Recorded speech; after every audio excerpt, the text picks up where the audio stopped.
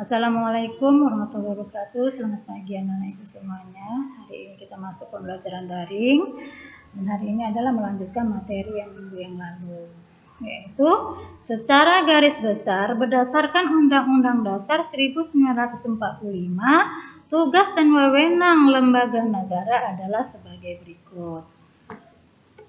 Yang pertama adalah Majelis Permusyawaratan Rakyat atau MPR.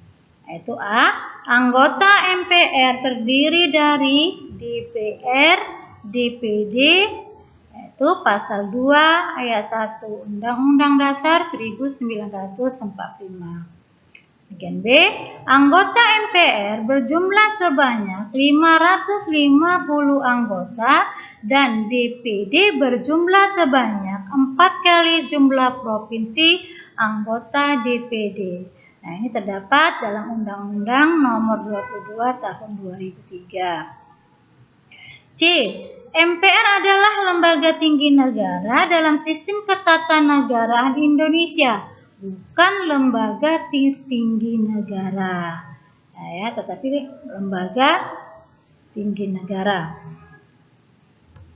Yang keempat, tugas dan wewenang MPR adalah berwenang mengubah, menetapkan undang-undang dasar, melantik presiden atau wakil presiden, dan hanya dapat memberhentikan presiden dan wakil presiden dalam masa jabatannya menurut Undang-Undang Dasar Negara Republik Indonesia tahun 1945 sesuai pasal 3 ayat 1, ayat 2, dan ayat 3.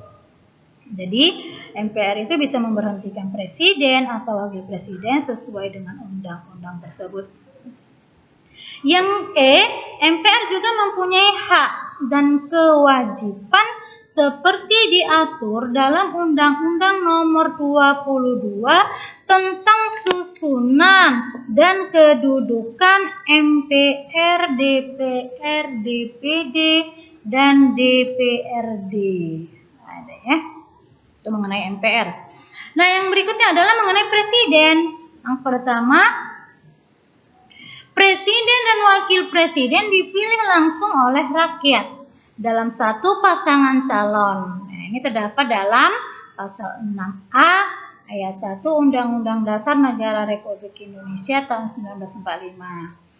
Kedua, syarat menjadi presiden diatur lebih lanjut dalam Undang-Undang Dasar Negara Republik Indonesia tahun 1945 pasal 6 ayat 2. Undang-Undang Dasar Negara Republik Indonesia tahun 1945. Yang ketiga, kekuasaan presiden menurut Undang-Undang Dasar Negara Republik Indonesia tahun 1945 adalah yang pertama, membuat undang-undang bersama DPR. Nah, ini terdapat pada pasal 5 ayat 1 dan 20. B. Menetapkan peraturan pemerintah. Nah, ini ya terdapat dalam pasal 5 ayat 2. C. Memegang kekuasaan tinggi atas angkatan darat, angkatan laut, dan udara. Ini terdapat dalam pasal 10. D. Menyatakan perang, membuat perdamaian dan perjanjian dengan negara lain atas persetujuan DPR. Nah, ini diatur di dalam pasal 11. E. Menyatakan keadaan bahaya. Nah, ini dalam pasal 12. Dan F. Mengangkat dan menerima duta dan konsul dengan memperhatikan pertimbangan DPR. Nah, ini terdapat dalam pasal 13. G. Memberikan garasi dan rehabilitasi dengan memperhatikan pertimbangan Mahkamah Agung.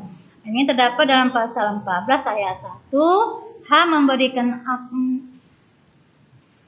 Memberikan amnesti dan abolisi dengan memperhatikan pertimbangan DPR.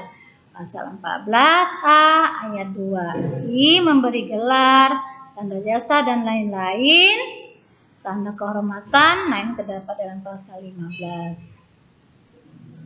Kemudian J. Membentuk Dewan Pertimbangan yang bertugas memberikan pertimbangan dan nasihat kepada Presiden. Ini terdapat dalam pasal 16. K. Mengangkat dan memberhentikan menteri-menteri negara. Nah, ini terdapat dalam pasal 17. Nah, I. Mengajukan rancangan undang-undang APBN. Nah, ini terdapat dalam pasal 23. Oke, anak-anak ibu sekalian, demikianlah mengenai MPR dan Presiden.